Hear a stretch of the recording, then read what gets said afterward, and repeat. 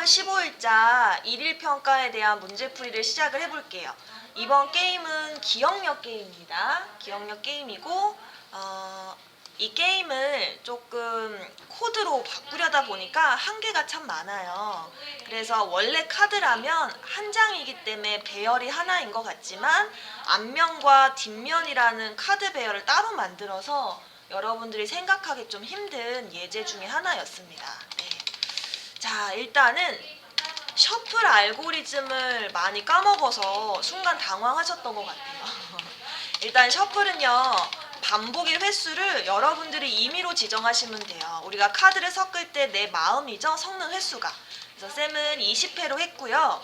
그리고 셔플은 일단은 랜덤을 2개로 설정하셔도 되고요. 저는 그냥 하나로 설정을 합니다.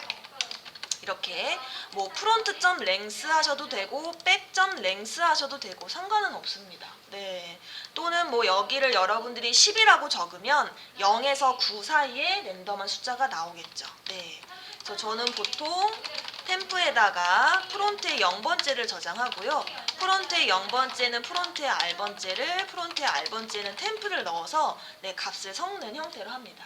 또 일부 친구들은 R1 그리고 R2를 설정을 하셔서 제가 설정한 0을 R1 그리고 나머지를 R2로 이렇게 하셔도 괜찮아요. 셔플은 자유롭게 하셔도 돼요. 아시겠죠? 네. 자, 이렇게 해서 카드가 섞이게 됩니다. 그러면 섞인 카드를 한번 출력해보는 게 좋겠죠. 그래서 프론트를 한번 출력을 해보면 네, 이와 같이 카드가 섞이게 됩니다. 자, 근데 이제 카드를 출력을 하실 때 아무래도 인덱스도 같이 출력을 하면 좋을 것 같아서 저는 아까 제시한 부분에서는 인덱스도 같이 출력을 했던 거예요. 굳이 출력은 하지 않을게요. 그리고 여기에다가 간단하게 치트키라고 한번 출력을 해보겠습니다. 치트키는 이제 정답을 출력하는 거예요, 게임에서. 자, 그러면 이 게임은 종료 조건이 필요한데 그 종료 조건을 조금 다 다르게 지정을 했고 조금 아쉬운 부분이 있었어요. 실제 여러분들 정답에서. 근데 그냥 통과라고 했어요. 그냥 이 로직을 구현하는 것 자체가 어려운데 잘 하셨기 때문에. 얘는요, 여러분. 한 쌍이 아무래도 딱 맞아야 돼요. 그래서 뭐 전체 카드가 0이 아니면 이것도 좋지만 사실은 정답을 맞추면 카운트를 1 증가시키는 겁니다.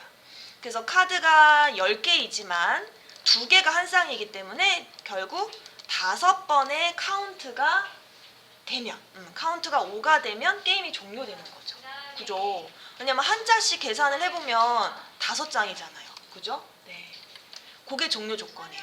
그러니까 결국 얘는 반복 횟수를 알 수가 없고요.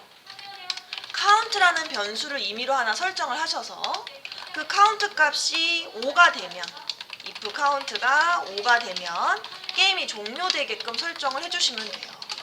이렇게.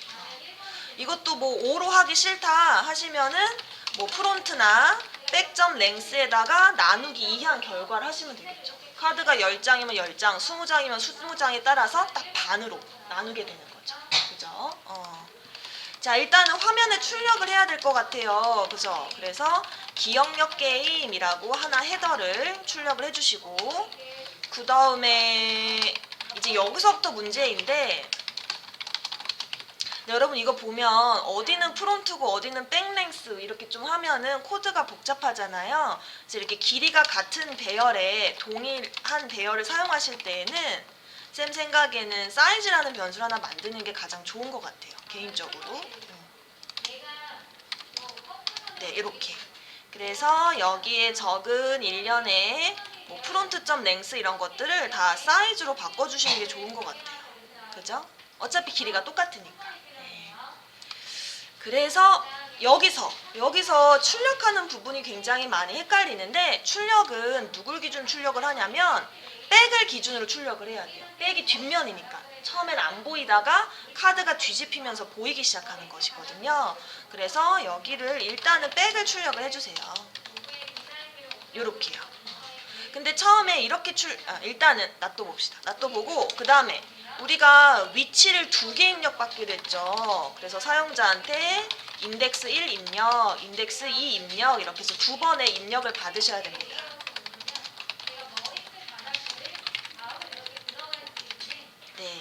일단 여기까지 하고 화면을 볼게요. 그럼 이렇게 출력이 돼요. 안 예쁘죠? 카드 디자인을 좀 예쁘게 꾸며봅시다.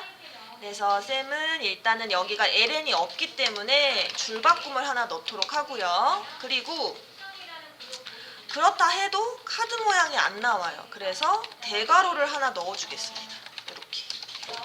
이렇게요. 근데 이제 대괄호 넣은 것까지는 좋은데 0이 나오는 게 좀 아까워요. 0은 사실상 뒷면이니까 안 보이는 상황이잖아요. 그죠? 그래서 나는 그러면 이거를 만약에 백의 i 값이 0이면은 디자인 자체를 그냥 빈 문자를 출력을 하는 거예요. 이렇게. 그리고 그렇지 않으면 해당 문양, 우린 문양이 숫자여서 그런 건데 숫자를 출력해줘. 그러면 처음에는 이렇게 빈 문양이 나오게 되는 거죠. 그죠? 이렇게. 자, 그럼 여기서 여러분들 코드를 봤더니 반복문을 자꾸 돌려요. 여기서 우리 친구들이 많이 그랬어요. 생각보다. 근데 배열은 이미 인덱스를 알고 있다면 반복문이 필요가 없어요. 그래서 바로 프론트가 실제 지금 원본의 값을 갖고 있는 거고 백은 다 비어있는 상태예요. 그러니까 프론트의 첫 번째 선택한 카드의 값과 두 번째 선택한 카드의 값이 같으면 백에다가 프론트 값을 넣어야 돼요. 요렇게 넣어줘야 돼요. 그래야 백이 000에서 프론트의 값으로 덮어 씌워지면서 마치 뒤집힌 것처럼 보이는 거예요. 그죠? 요렇게. 사실상 프론트의 인덱스 1이나 인덱스 2나 같은 값이라 이거를 뭐 1로 하셔도 되지만 직관적으로 이렇게 표현해 주는 게 좋겠죠. 그래서 이제 잠깐 실행을 해보면 예를 들어 근데 지금 이 문제를 풀 때 셔플을 적용해 놓으면 문제 풀이는 과정이 굉장히 길어져요. 그래서 셔플을 잠깐 주석 처리하세요.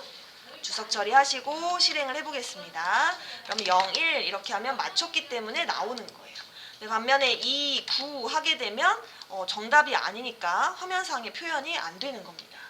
아시겠죠? 자, 그럼 여기까지 하고 또 뭐가 필요해요? 정답을 맞췄기 때문에 카운트를 1 증가시켜야 합니다. 이렇게. 그럼 해볼게요. 0, 1, 2, 3, 4, 5, 6, 7, 8, 9 하면 게임이 종료가 되는 거예요. 별거 아니죠. 이렇게 보니까 또. 자, 그럼 여기에다가 기술을 좀 추가해 볼게요. 디자인적인 기술을. 일단 화면에 계속 기존의 기록이 남는 게 안 예뻐요. 예를 들어 0, 1 했는데 이 기록을 안 남기고 싶어요.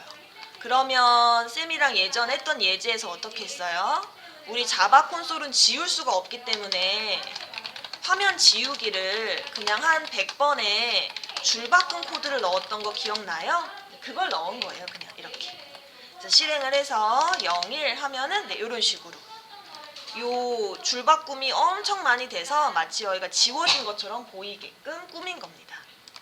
이렇게 100번의 줄바꿈 코드를 넣어서 화면 지운 것처럼 표현을 해본 거예요. 자, 그 다음에 이제 두 번째 하나 또 알려드릴 게 뭐가 있냐면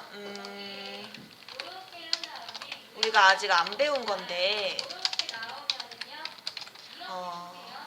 프로그램을 잠시 멈추는 기능이 있어요. 자바에.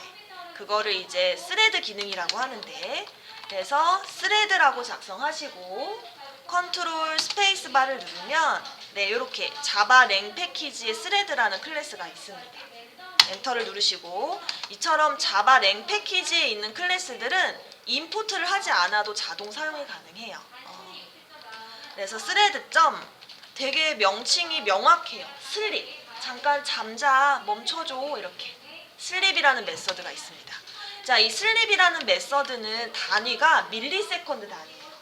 그러니까 여러분들이 1000이라고 적어야 이게 1초가 돼요. 1000이라고 적어야. 근데 쌤 적어보니까 빨갛게 오류가 나요. 맞아요. 요 녀석은 트라이 캐치로 묶어주지 않으면 사용 자체가 불가능해요.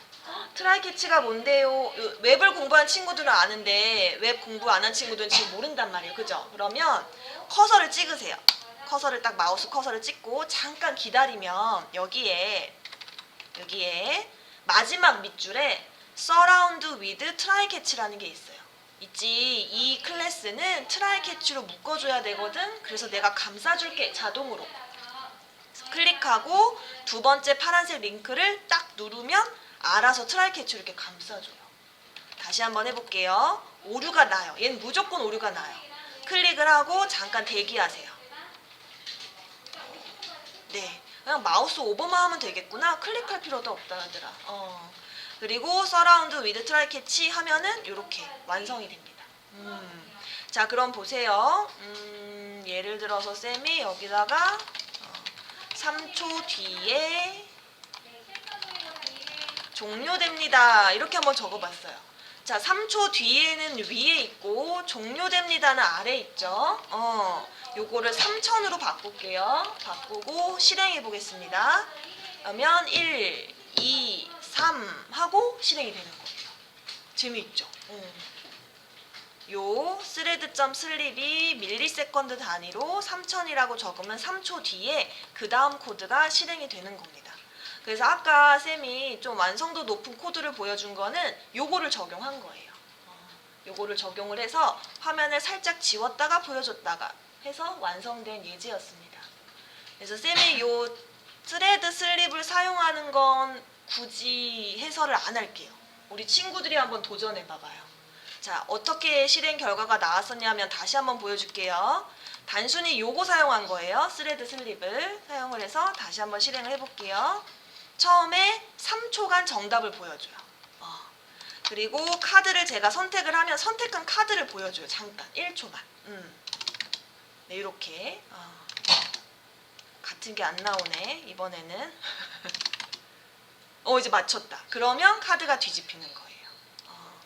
그래서 쌤이 지금 노션에다가 요 스레드까지 올려놓을 테니 이걸 활용해서 완벽한 정답까지 한번 나중에 구현을 해봐 주세요.